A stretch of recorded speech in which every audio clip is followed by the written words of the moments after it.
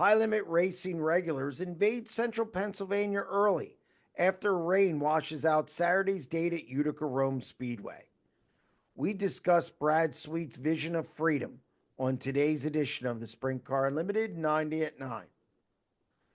When the decision was made to bag Saturday's high limit New York stop at Utica Rome Speedway, a trio of drivers and teams hustled to Port Royal Speedway.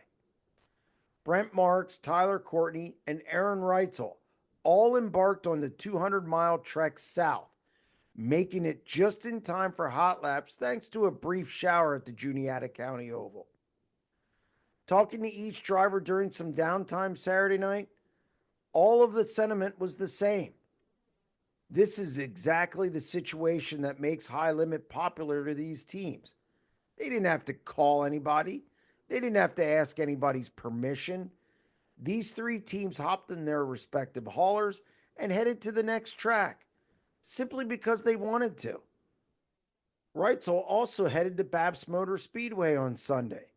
He was joined by the quartet of Spencer Baston, Tanner Thorson, Casey Kane, and Dason Pursley.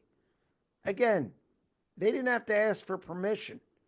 They wanted to get some extra laps, maybe make some tweaks on the car, maybe try something different. And they didn't have to worry about circumstances, eligibility, penalties, or anything else. It's funny, I got a text from a friend on Sunday night, and he had a different slant. He felt the freedom aspect was a selling point, but really not a big deal and maybe overplayed because more drivers and teams didn't take advantage of it Saturday and Sunday. From my perspective, it went about as I expected. There were some guys who wanted to get laps at Port Royal Speedway before next week's Bob Weicker Memorial. And then there were a few who wanted to race at BAPS simply because they weren't doing anything else.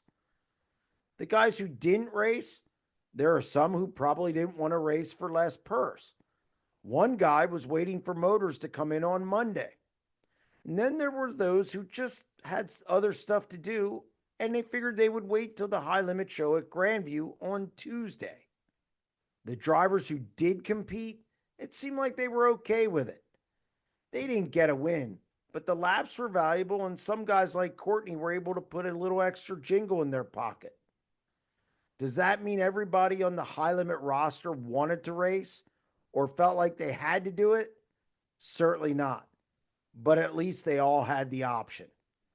That's going to wrap up this edition of the Sprint Car Unlimited 90 at 9, and we'll be back tomorrow.